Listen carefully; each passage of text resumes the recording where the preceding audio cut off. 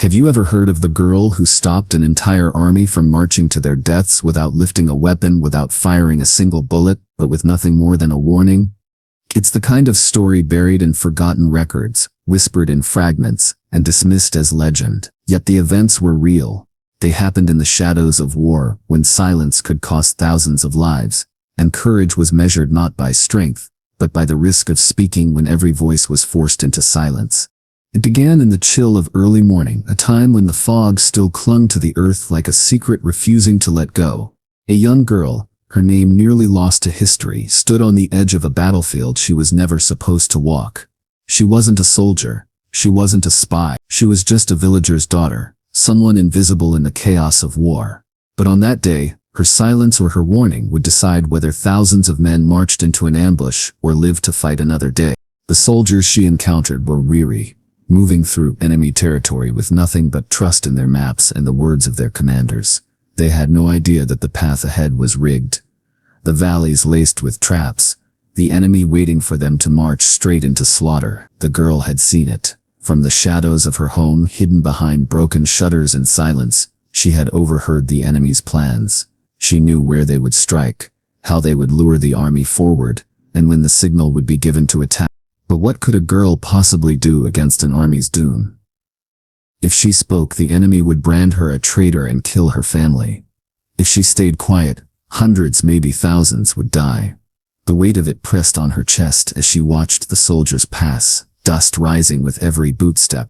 The build-up to her decision was not sudden. That morning she had heard her father whisper, "We say nothing. To speak is death." Her mother's silence was heavier than words, a silence carved by fear. But when she saw the soldiers' faces, young and tired, men who had families far away, she knew that silence itself was death too, just stretched over thousands. She slipped away, not with a plan, not with courage born of training, but with trembling hands and racing heart. She ran through the narrow path that cut ahead of the soldiers, her bare feet striking the earth, until she reached the crossroads where their commander paused with his map. The twist came when the commander first saw her. Imagine being him, an exhausted officer, suspicious of every shadow, suddenly approached by a ragged village girl. His instinct screamed spy. His men raised their rifles, demanding she step back. Her voice cracked as she shouted words no one expected. "Don't take the valley, it's death." The soldiers froze. Whispers darted among them. How could she know? Was she leading them into a different trap? Her warning was as dangerous as it was desperate. For a moment, the commander considered ignoring her.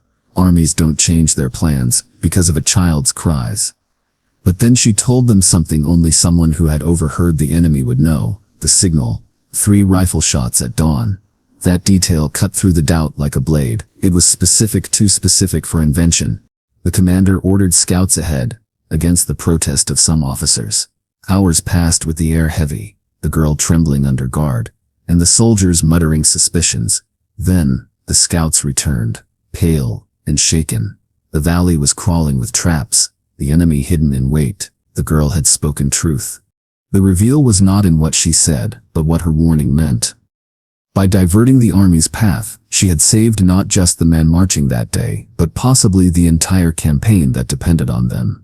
Without her, the ambush would have crippled their strength, perhaps ended the war in defeat. With her, the army lived to fight and to win. But here is where the story turns haunting. Because after the army changed its course and the ambush was discovered, the girl was gone, vanished. Some said the commander sent her into hiding to protect her from enemy retribution. Others believed she slipped back into the shadows of her village, never seeking recognition, never wanting her name etched in the glory of men's wars. History books rarely write of her. Armies write their victories in the names of generals, not nameless girls who risked everything to whisper truth. Yet soldiers who survived that march never forgot. Some told their children that their lives had been bought by a stranger's warning. Some claimed that on quiet nights they could still see her face, dirt-streaked, eyes burning with a fear stronger than any battlefield fire. The ending is not grand or decorated with medals. It is simple. And perhaps that's why it lingers. A nameless girl, a single warning, and an army that walked away from death because one voice refused silence. And maybe that's the part of the story that matters most. That courage doesn't always come from soldiers in uniforms or heroes carved in stone. Sometimes it comes from the one least expected, the one history forgets, the girl who saved an army with nothing more than her voice, and then disappeared into silence once more. Now I'll leave you with this question. How many other forgotten warnings, whispered by unseen heroes, have shaped the battles we think we know, and how many names, like hers, remain buried beneath the noise of history's drums?